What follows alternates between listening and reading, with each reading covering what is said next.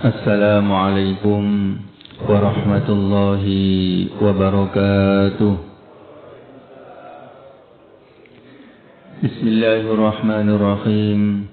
Alhamdulillahi rabbil alamin. Wa afdalus salati wa atammut taslim ala habibinal mustafa Muhammadin rasulillahi sallallahu alaihi wasallam. Allahumma akhrijna min dhulumatil wahmi وأكرمنا بنور الفهم وافتح علينا بمعرفة العلم وسهل أخلاقنا بالحلم واجعلنا ممن يستمعون القول فيتبعون أحسنه. اللهم لا علم لنا إلا ما علمتنا إنك أنت العليم الحكيم. رب اشرح لي صدري ويسر لي أمري واحلل عقدة من لساني يفقهوا قولي. Amma ba'du, hadirin hadirat yang dirahmati Allah. Semoga amal ibadah kita semua diterima oleh Allah Subhanahu wa taala. Diampuni semua dosa-dosa kita, diberikan ilmu manfaat, rezeki barakah, sehat walafiat, panjang umur untuk beribadah kepada Allah Subhanahu wa taala. Amin ya rabbal alamin. Pagi hari ini kita melanjutkan talabul ilmi, menuntut ilmu, mengkaji hadis-hadis Rasulullah sallallahu alaihi wasallam. Kita sampai sekarang sudah hadis yang ke-8. Artinya kita tinggal nanti 7 hadis lagi akan menyelesaikan kitab Arba'in Nawawi.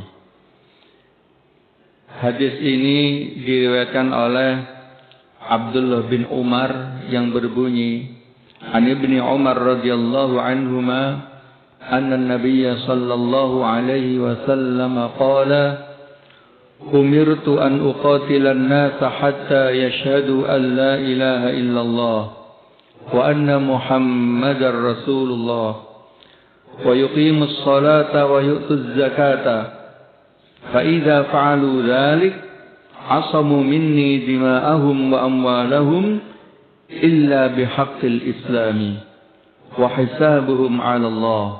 Rawahul Bukhari wa Muslim. Hadis ini diriwayatkan oleh Imam Bukhari, Imam Muslim. Artinya derajatnya benar-benar kuat. Para ulama mengatakan riwayat Bukhari dan Muslim itu setara satu tingkat di bawah Al-Quran, pas. Artinya benar-benar kuat. Hadis ini diriwayatkan oleh Sayyidina Abdullah bin Umar, yaitu putra dari Sayyidina Umar bin Khattab. Putra anak kecil yang cerdas, selalu ingin mengikuti jejak-jejak Rasulullah sallallahu alaihi wasallam. Bahkan sahabat inilah yang kemudian oleh para sejarah mendokumentasikan sahabat yang utun bahasanya. Utun itu apa? Selalu bertanya-tanya, di mana tempat yang disinggahi oleh Rasulullah dan Rasulullah itu salat. Dan Rasulullah itu salat. Itu Sayyidina Abdullah bin Umar selalu menempati tempat itu dan melakukan salat. Jadi katakan perjalanan dari Mekah ke Madinah atau Madinah ke Mekah, itu hampir rata semua hadis yang meriwayatkan Rasulullah itu pernah sholat di bawah pohon ini, Rasulullah pernah sholat di kampung ini, Rasulullah pernah sholat di rumah ini. Sayyidina Abdullah bin Umar inilah yang mencari jejak itu dan sholat di jejak-jejak Rasulullah sallallahu alaihi wasallam sholat. Imam Nawawi menyatakan bahwa itulah arti mencari keberkahan, bukan beribadah pada tempat, tetapi mencari keberkahan. Tempat ini pernah ditempati oleh orang yang mulia di dunia ini. Maka hadis-hadis yang berhubungan dengan jejak-jejak Rasulullah, utamanya ibadah di sini, ibadah di sana, itu adalah hampir semuanya diriwayatkan oleh Sayyidina Abdullah bin Umar radhiyallahu anhuma. bahwasanya Rasulullah sallallahu alaihi wasallam bersabda, "Umirtu an uqatilan nasa hatta yashhadu an la ilaha illallah." Aku diperintahkan di dalam redaksi agama, kalau menggunakan kalimat pasif itu biasanya hukumnya lemah, hukumnya dhaif. Tapi jika yang mengungkapkan pasif itu Rasulullah sallallahu alaihi wasallam, hukumnya tetap kuat. Kenapa? Karena tidak ada yang menyuruh Rasulullah kecuali Allah Subhanahu wa ta'ala. Maka kalau redaksinya Rasulullah menyatakan, aku diperintahkan, maka siapa yang memerintahkan? Allah Subhanahu wa ta'ala. Sebab dalam redaksi hadis, kalau itu diredaksikan dengan ungkapan Rasulullah itu memerintahkan, berarti ini aktif. Ini hukumnya kuat.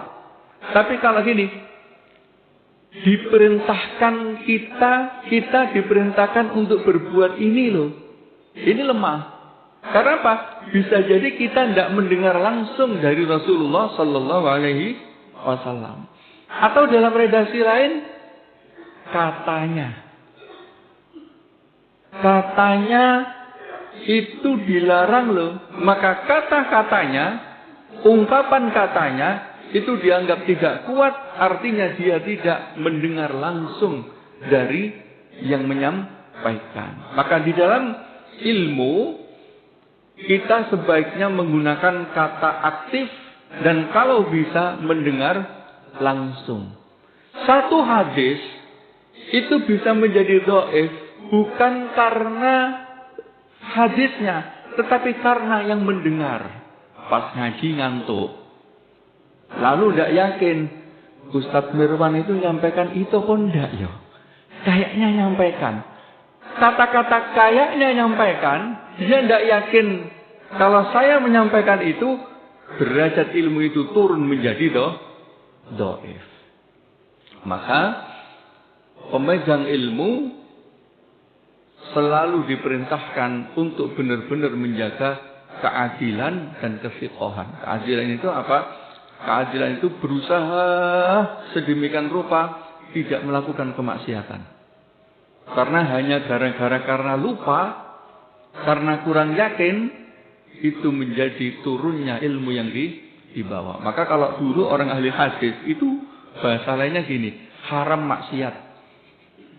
Orang ahli ilmu itu karena apa? Gara-gara dia maksiat, ilmu yang dibawa semuanya menjadi lemah. Padahal ilmunya sebenarnya siqah. Ini, maka kalau redaksi pasif yang dibawa oleh Rasulullah, derajatnya tetap kuat. Sama dengan redaksi pasif yang dibawa oleh para sahabat. Itu para ulama menghukumi tetap kuat. Kenapa? Karena sahabat-sahabat ini pernah bertemu dengan Rasulullah. Sosok manusia yang pernah bertemu dengan Rasulullah hampir bisa dipastikan tidak berbuat bohong. Kecuali mereka yang masih munafik. Ibaratnya sekali saja dia bertemu dengan Rasulullah, hatinya bergetar. Ketika hatinya bergetar mendapatkan nasihat dari Rasulullah, nasihat itu dipegang kuat, tidak mau mendustakan apa yang disampaikan oleh Rasulullah. Kita aja kadang kalau ketemu kiai itu langsung ngapunten, biasanya tidak rajin sholat sunnah, jadinya sholat sunnah. Biasanya tidak rajin baca Quran, gara-gara habis sowan ke kiai terus rajin sekali baca Quran. Tapi seminggu kedua sudah mulai ngelelet lagi. Ini ibaratnya ngecas. Maka memang ada sosok-sosok orang yang kita tidak usah dengar ucapannya, lihat wajahnya tok itu loh, sudah ngecas hati kita. Makanya ada doa, Allahumma alhiqni bis shalihin, ya Allah pertemukanlah aku dengan orang-orang saleh. Tawaffani muslimau wa alhiqni bis shalihin, ya Allah ambillah aku dalam kondisi Islam dan pertemukanlah aku dengan orang-orang yang soleh. Ini yang pertama. Yang kedua, Hadis ini berbunyi, umirtu an uqatilan nasa. Aku diperintahkan untuk memerangi manusia yang memerangi saya. Membunuh manusia yang ingin membunuh saya. Ini kalau dalam terjemahan, kadang hanya diterjemahkan, saya diperintahkan membunuh manusia hingga ia mengucapkan syahadat. Gitu. Padahal kalau dimaknakan asli bahasa Arabnya, saya diperintahkan membunuh orang yang mau membunuhku.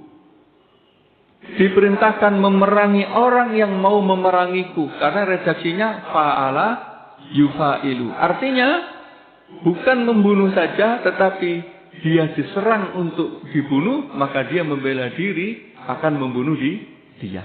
Jadi syaratnya adalah kita diserang. Hadis ini banyak menjadikan orang menjadi orang radikal. Punya legitimasi untuk membunuh orang lain. Bahkan punya legitimasi membunuh orang kafir. Saya diperintahkan untuk membunuh manusia hingga ia mengucapkan syahadat. Artinya, oh yang enggak syahadat boleh saya bunuh. Kan gitu. Padahal tidak begitu. Kalau dia mau menyerang kita, kita boleh menyerangnya. Kalau dia mau membunuh kita boleh membunuhnya. Artinya apa? Orang kafir yang tidak siap memerangi kita atau tidak punya niat memerangi kita juga haram untuk memeranginya. Bahkan Sayyidina Umar bin Khattab atau Sayyidina Abu Bakar As-Siddiq ketika melepaskan pasukan Usama setelah sepeninggal Rasulullah sallallahu alaihi wasallam, kamu ketika berangkat perang menuju Romawi ini, janganlah kamu membunuh anak kecil. Janganlah membunuh ibu-ibu. Jangan membunuh orang tua. Jangan membakar kebun kurma. Jangan memotong tangkai pohon-pohon. Dan jangan menghancurkan tempat ibadah. Kalau ada orang sedang beribadah di tempat itu, jangan kau serang. Tidak boleh. Karena apa? Menghancurkan tempat ibadah orang lain sama saja menghancurkan tempat ibadah kita. Coba kalau kita tiba-tiba ngapunten nyerang ibadah orang lain, gereja itu umpama. Kira-kira orang di gereja nggak ingin lah nyerang kita, pasti ingin nyerang masjid kita. Sehingga kalau kita menghancurkan sana juga ingin menghancurkan kita. Maka ketika kita menghancurkan sana, hakikatnya menghancurkan diri kita sendiri. Maka menghancurkan tempat ibadah itu dilarang oleh Rasulullah sallallahu alaihi wasallam. Jadi perintahnya adalah membunuh manusia, artinya membunuh manusia yang mau membunuh kita. Bukan yang tidak. Jadi katakan gini, maaf, mungkin konsep-konsep seperti dulu peristiwa bom Bali, itu kan pokoknya, wah orang kafir ini barangnya haram, ini haram, wis boleh dibunuh. Itu tetap hukumnya haram dibunuh. Karena mereka dibunuh. Karena mereka tidak berniat untuk memerangi kita. Syekh Abdul Halim Mahmud, Syekhul Azhar di tahun 70-an, menyatakan begini, ini berbeda dengan ulama yang lain. Kalau kita seorang muslim masih punya pikiran diperangi oleh non-muslim dalam kehidupan modern ini, pada tahun 70 loh itu.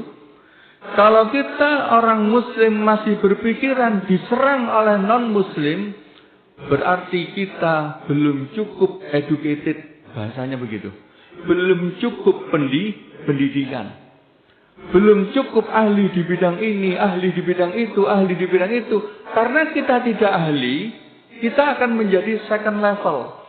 Orang yang levelnya kedua. Ketika orang yang levelnya kedua merasa bahwa orang yang pertama memusuhi kita. Padahal belum tentu. Kalau kita mau menjadi orang level pertama, sebenarnya tidak saling memusuhi. Jadi keberadaan Islam yang merasa dimusuhi, itu menurut Syekh Abdul Halim Mahmud itu salah. Yang harus dilakukan adalah tingkatkan kualitas muslim di semua lini agar jangan sampai ada rasa kita dizalimi. Kayak seumpama ngeten ngapunten. Di komunitas lalu kemudian miskin sendiri. Gara-gara tidak melakukan pendidikan. Ketika ini dapat ini sini, merasa bahwa kok enggak beruntung sendiri gitu loh. Kok enggak ini sendirian. Nah, kesendirian ini mengakibatkan seakan-akan orang yang terzalimi. Maka Syekh Abdul Halim Mahmud menyatakan, tingkatkan kualitas pada ilmu, pada saintek, pada yang lain-lainnya agar tidak merasa dizalimi. Jadi beliau menyatakan hakikatnya kita ini tidak sedang dimusuhi oleh non-muslim, tetapi kita tertinggal jauh dari kehidupan mereka, maka akhirnya seakan-akan kita dimusuhi. Ini.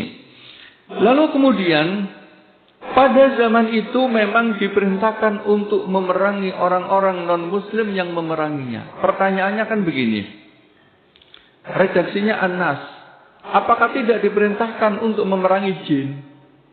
Diriwayatkan dibahas oleh para ulama, jin-jin itu masuk Islam melalui Rasulullah Sallallahu Alaihi Wasallam dengan sukarela, tanpa membangkang. Karena risalah ini ditujukan pada manusia dan jin.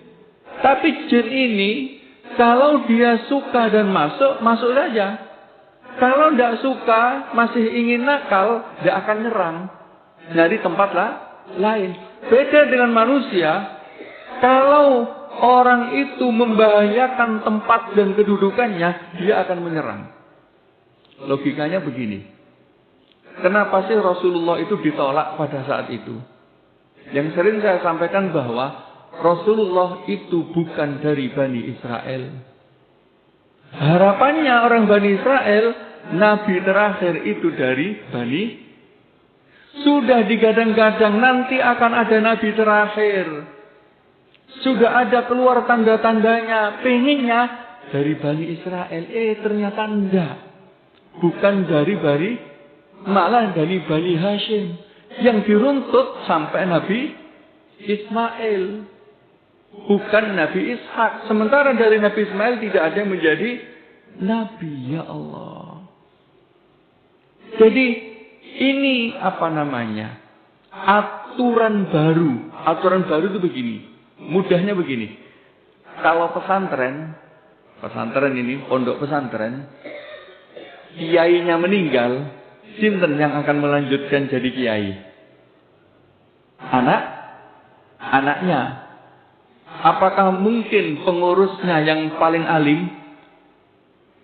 Belum tentu. Tetapi yang umum adalah kalau kiai ini meninggal, putra laki-laki tertua yang akan didapuk menjadi pengasuh. Beda dengan pesantren-pesantren yang diwakafkan, kayak Gontor, itu diwakafkan. Maka kalau anak turunnya tidak alim, maka tidak dipilih. Tapi kalau alim masih bisa dipilih. Nah, ini juga terjadi ketika pemilihan pemimpin setelah Rasulullah Sallallahu Alaihi Wasallam. Siapa yang dipilih oleh sahabat-sahabat? Sayyidina Abu Bakar As-Siddiq. Pertimbangannya apa? Pertimbangannya yang dipilih Sayyidina Abu Bakar Siddiq, satu, yang mengimami sholat ketika Rasulullah sakit itu adalah Sayyidina Abu Bakar As-Siddiq. Laqad radiya Rasulullah sallallahu alaihi wasallam bidinina afalam narda bidunyana. Rasul saja ridho kita sholat dipimpin Abu Bakar. Masa dunia kita dipimpin Abu Bakar enggak ridho? Yang kedua, saniyatnya ini fil ghar, yang menemani Rasulullah hijrah dikejar-kejar di dalam gua itu hanya Sayyidina Abu Bakar As-Siddiq. Lalu yang ketiga, yang pertama kali mengiyakan Isra Mi'rajnya Rasulullah itu adalah Sayyidina Abu Bakar. Kalau beliau mengatakan itu, laqad shadaq, pasti benar. Dan sebelum meninggalnya Rasulullah, itu menyampaikan hadis, "Lau kuntu ittakhadtu khalilan, lattakhadtu Abu Bakar as-Siddiq khalilan." Andaikan aku boleh mengambil kekasih, maka aku ambil Sayyidina Abu Bakar as-Siddiq sebagai kekasih. Maka yang meneruskan kepemimpinan adalah Sayyidina Abu Bakar as-Siddiq. Maaf. Di zaman itu, namanya orang berkuasa yang melanjutkan harus dari keluarganya. Maka kemudian ada konsep yang beda. Kita Ahlussunnah wal Jamaah, orang yang mulia setelah Rasulullah adalah Sayyidina Abu Bakar as-Siddiq, kemudian Umar bin Khattab, kemudian Utsman bin Affan, kemudian Ali bin Abi Thalib. Beda dengan Syiah. Syiah itu dari Rasulullah langsung ke Sayyidina Ali. Karena gini, konsep hidup pada saat itu, kalau Rasulullah meninggal, harusnya yang dipilih jadi pemimpin Sayyidina Ali. Tetapi Rasulullah tidak meninggalkan konsep itu. Malah meninggalkan konsep musyawarah. Makanya, itu hanya bertahan sekitar 40 tahun. Hanya kepada 4 khulafaur rasyidun. Abu Bakar Siddiq, Umar bin Khattab, Utsman bin Affan, Ali bin Abi Thalib, hanya sebentar Hasan, Sayyidina Hasan. Setelah itu Bani Umayyah, Bani Abbasiyah kembali lagi dipimpin oleh kerajaan. Artinya raja meninggal digantikan anaknya, raja meninggal digantikan anaknya. Hanya redaksinya menggunakan khalifah. Namanya khalifah tapi sistemnya raja. Bahkan di dalam Bani Abbasiyah itu anak tega membunuh ayah. Gara-gara dia nggak sabar pengen jadi presiden. Ya Allah, astagfirullah. Anak tega membunuh ayahnya. Hanya karena dia ingin duduk menjadi khalifah. Maka sifat manusia itu ingin menentang. Sifat manusia tidak mau menerima. Kok dipimpin Nabi Muhammad ini ya? Kok tidak dipimpin yang lain? Maka jin tidak menentang, tapi manusia menentang. Nah, orang-orang yang menentang ingin membunuh Rasulullah, ingin memerangi Rasulullah, inilah yang kemudian diperintahkan, umirtu an uqatilan nasa hatta yashhadu alla ilaha illallah. Nah, hadirin hadirat yang dirahmati Allah. Kata yashhadu alla ilaha illallah, kita sebagai orang yang menyaksikan orang yang bersyahadat, kita hanya diperintahkan untuk menghukumi yang zahir saja. Pokoknya dia sudah mengucapkan asyhadu alla ilaha illallah wa asyhadu anna Muhammadar Rasulullah. Sudah aman darah dan hartanya. Kita tidak boleh memeranginya. Kalau pas kita perang ini, pas kita perang atau kita menjadi hakim, pokoknya dia sudah bersyahadat, berbunyi dari lisannya, sudah dia masuk Islam. Padahal, ngapunten, syahadat yang benar-benar syahadat itu sebenarnya tidak hanya membaca. Kita tidak sedang hanya membaca la ilaha illallah, tetapi kita bersaksi. Bersaksi itu apa? Bersaksi itu menyatakan tegas bahwasannya tiada Tuhan yang hak disembah kecuali Allah. Menyatakan tegas. Makanya orang syahadat itu disunahkan sambil melihat sesuatu yang meyakinkan dia bahwasanya Allah itu ada. Contoh jenengan sambil melihat langit. Ketika lihat langit itu kan ngeten, ya Allah, ada awan-awan gitu ya. Kok indah gitu, ada bintang-bintang. Lalu kita benar-benar melihat keindahan itu atau melihat gunung, ya Allah, alam semesta ini begitu indahnya ya Allah. Siapa yang menciptakan ini? Pasti ada yang menciptakan. Di saat itulah kita asyhadu alla ilaha illallah wa asyhadu anna Muhammadan. Kita bersaksi bahwasanya Alam ini ya Allah pasti ada yang menciptakan. Siapa yang menciptakan? Allah Subhanahu wa ta'ala. Itu namanya bersaksi. Nanti naik setelah kita meyakini bahwasanya Allah ini ada yang menciptakan. Atau wa fi anfusikum afala tubsirun. Kita lihat diri kita sendiri sambil pegang tangan. Ya Allah, tangan ini loh. Dulu dari hanya setetes air yang mungkin katanya orang itu hina. Bahkan Quran mengatakan hina. Dari hanya setetes air yang hina. Yang sekarang ada tulang, kemudian ada urat, ada darah, ada ini yang nanti ketika kelak meninggal akan menjadi tanah lagi. Sungguh ya Allah, sungguh yang menciptakan ini adalah Zat yang Maha Agung. Maka syahadat itu sambil melihat ciptaan Allah. Jadi syahadat itu bagi kita sendiri sebaiknya tidak hanya mengucapkan la ilaha illallah, tetapi benar-benar menyaksikan asyhadu an la ilaha illallah wa asyhadu anna muhammadar rasulullah. Ini untuk diri kita sendiri. Tetapi untuk orang lain yang akan kita hukumi, cukup dia melantunkan asyhadu an la ilaha illallah wa asyhadu anna muhammadar rasulullah. Wa yuqimus salata wa yu'tuz zakata. Syarat untuk menunjukkan dia benar-benar syahadat adalah melaksanakan salat dan melaksanakan zakat. Maka kita kenal di zaman Sayyidina Abu Bakar As-Siddiq itu memerangi orang yang keluar Islam, murtad. Yang kedua memerangi orang yang menolak zakat. Karena para ulama menyatakan bahwa orang yang meninggalkan sholat dengan sengaja itu boleh diperangi. Orang yang meninggalkan zakat dengan sengaja itu boleh diperangi. Namun para ulama memberikan perincian, memang beda pendapat. Jika dia ingkar atas kewajiban sholat, ya boleh. Tetapi kalau dia meninggalkan sholat karena hanya malas, tidak diperangi. Sayyidina Abu Bakar Siddiq ketika melihat orang meninggalkan sholat, meninggalkan zakat, itu kalau menentang dibunuh, kalau tidak menentang diambil kemudian dipenjara. Sayyidina Umar ketika Sayyidina Abu Bakar Siddiq masih hidup melakukan hal yang sama, padahal tidak setuju. Tidak sepakat dengan hukumnya. Ketika Sayyidina Abu Bakar meninggal, lalu dipimpin oleh Sayyidina Umar bin Khattab, orang-orang di penjara ini dikeluarkan semua.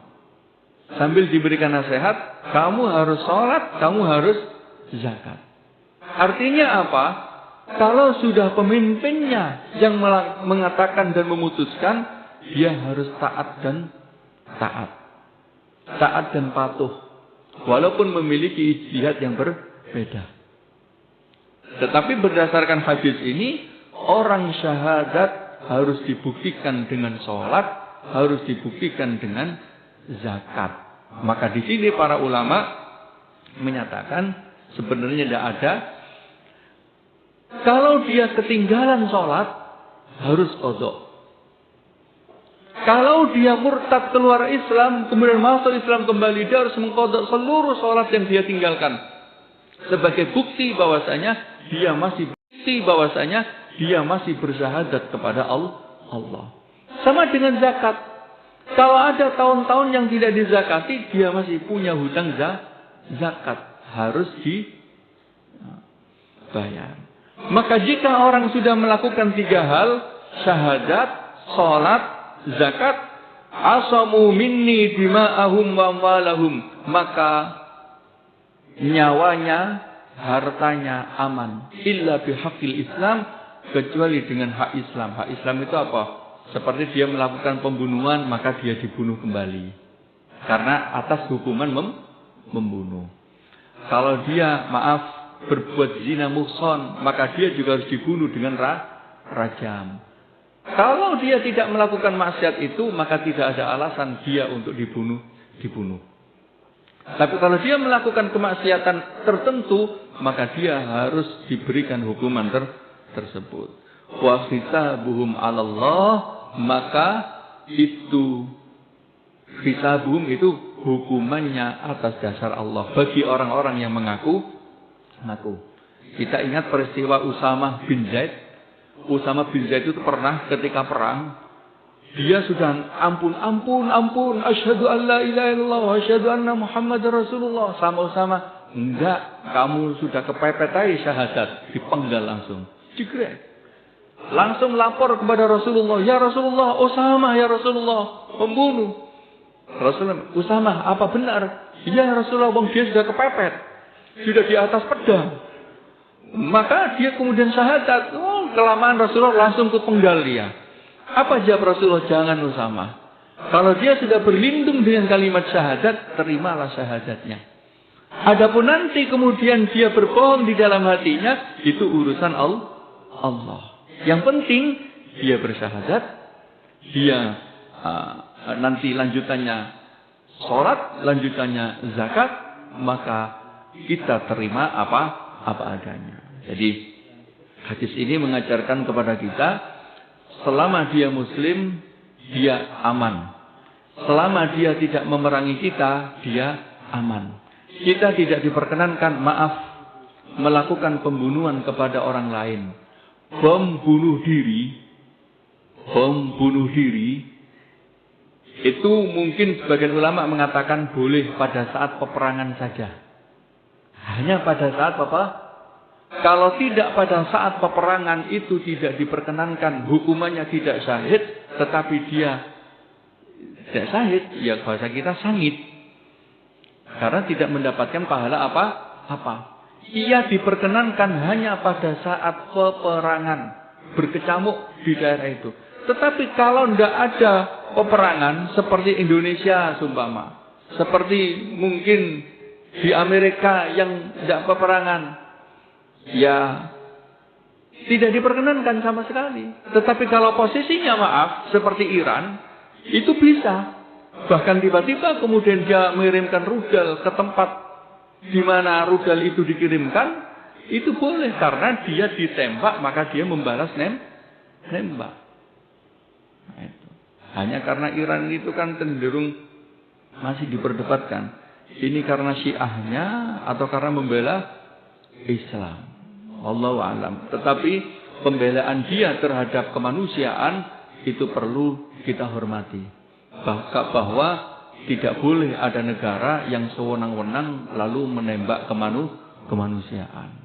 Jadi tidak diperkenankan melakukan bom bunuh diri, tidak diperkenankan menghukum orang non-muslim yang tidak dalam kondisi peperangan. Tetapi kalau dalam kondisi perang, maka itu urusan lain. Inilah hadisnya, bahwa kita diperintahkan membela diri.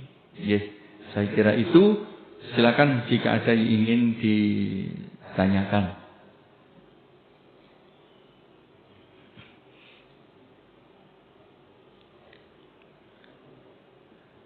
Mboten wonten nggih? Nggih. Semoga apa yang kita bahas di pagi hari ini memberikan ilmu yang baru kepada kita semua, bahwa kita tidak diperintahkan bahasa lainnya membenci orang non-muslim, berbuat zalim kepada non-muslim. Kalau mereka sudah berislam, bersyahadat, maka kita harus menjaga kehormatannya, menjaga nyawanya, dan menjaga hartanya. Siapa yang boleh kita serang kembali adalah orang yang menyerang kita.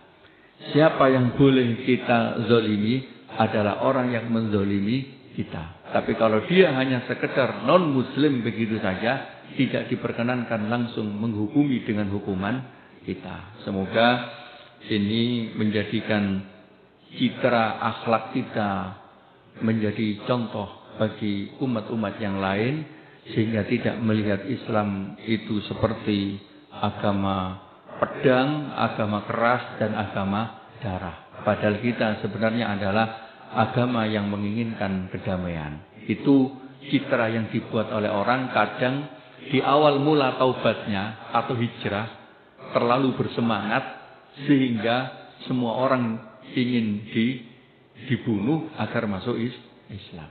Yes, semoga yang sedikit ini bermanfaat. Allahumma a'inna ala zikrika wa syukrika wa husni ibadatik. Allahumma alimna ma yanfa'una wanfa'na bima 'allamtana wa nastaudiuka ilma ma 'allamtanahu fardudu inda hajatina ilaihi bi rahmatika ya arhamar rahimin. Allahumma faqihna fid din wa 'allimna ta'wil waj'alna wa ahlana wa auladana wa talamidana min ahli al-ilmi wa ahli al-khair wa min ibadika as-salihin wa min ulama'ika al-'amilin wa min aghniyaika asy-syakirin wa min hamalatil Qur'an wa la taj'alna wa iyyahum min ahli syarri wadh-dhair. Rabbana atina fid dunya hasanah wa fil akhirati hasanah wa qina adzabannar. Wa sallallahu ala sayyidina Muhammad walhamdulillahi rabbil alamin. Amin amin ya rabbal alamin. Mohon maaf atas segala kekurangan. Allahul muwaffiq ila aqwamit thoriq. Wassalamualaikum warahmatullahi wabarakatuh.